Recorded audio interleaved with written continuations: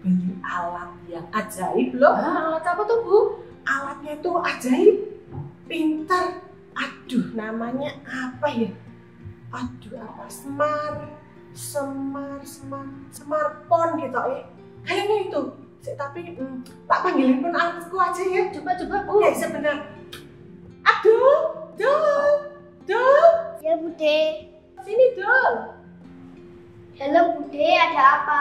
Sini duduk. Oh, kapan hari kamu beli alat yang ajaib itu toh? Yang bisa cari semua informasi.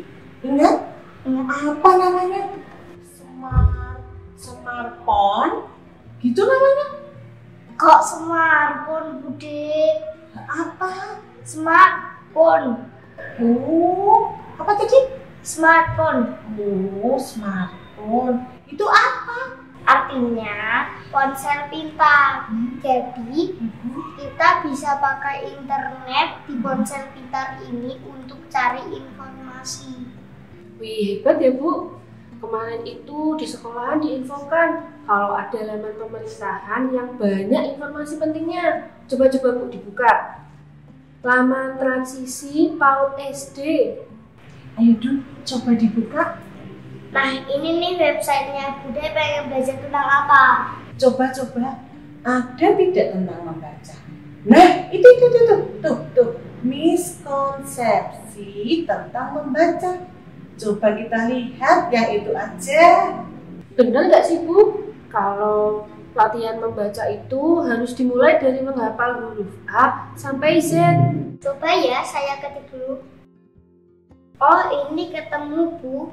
Jadi ternyata membaca adalah proses yang bertahap, dimulai dari kemampuan membedakan bunyi, membunyikan lambang yang berubah gambar dan aksara. Selain itu, anak juga perlu dibangun kemampuannya dalam memahami kata dengan cara mengkaitkan kata-kata dengan apa yang ditangkap oleh panca inderanya dan digunakan sehari-hari dalam lingkungannya. Ya, tapi huruf A sampai Z harus dihafalkan juga dong. Saya lanjutin bacanya ya Bu. Huruf adalah lambang bunyi yang secara bertahap membentuk suku kata menjadi kata sesuai dengan kekhasan bahasa. Oleh karena itu, pengucapan yang tepat membantu anak melafalkan lambang, gambar atau huruf yang ditemuinya. Oh, ya masuk akal juga ya. Lanjut. Budi ada satu pertanyaan.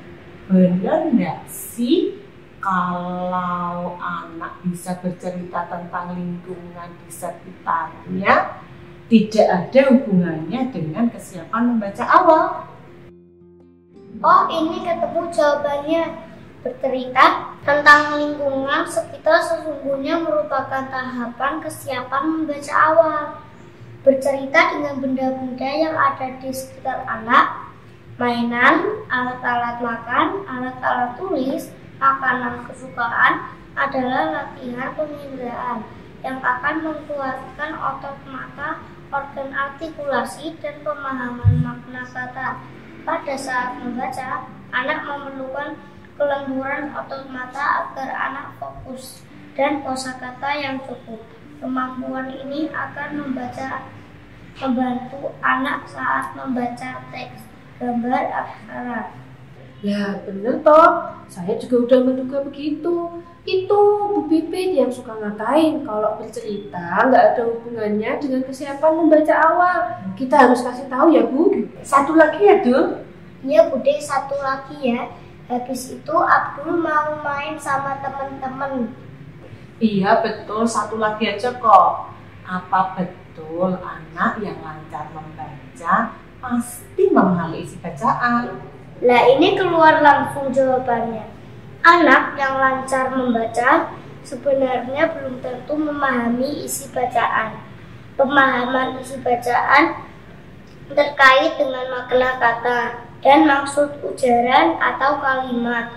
Pemahaman ujaran, nada, jeda dan tempo adalah dasar untuk memahami tanda baca. Oleh karena itu, anak perlu diberi contoh saat bercakap-cakap.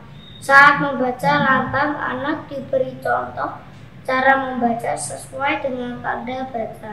Dikuatkan dengan pertanyaan, diskusi, dan penulisan. Dengan cara ini, anak dapat membaca sesuai dengan kebutuhannya. Saya setuju banget. Ajaib banget alat itu. Bisa tahu banyak hal. Saya jadi yakin kalau literasi bagi anak PAUD dan SD awal itu ditumbuhkan melalui lingkungan yang kaya interaksi melalui komunikasi lisan. Misalnya, bercakap-cakap, menyimak lagu dan cerita, berteman, dan bersosialisasi. Lalu pengenalan aksara, kata, membaca dan menulis dilakukan melalui konteks bermain dan belajar, serta berkomunikasi. Betul, Bude dibelikan smartphone dong. Bude pengen punya juga loh.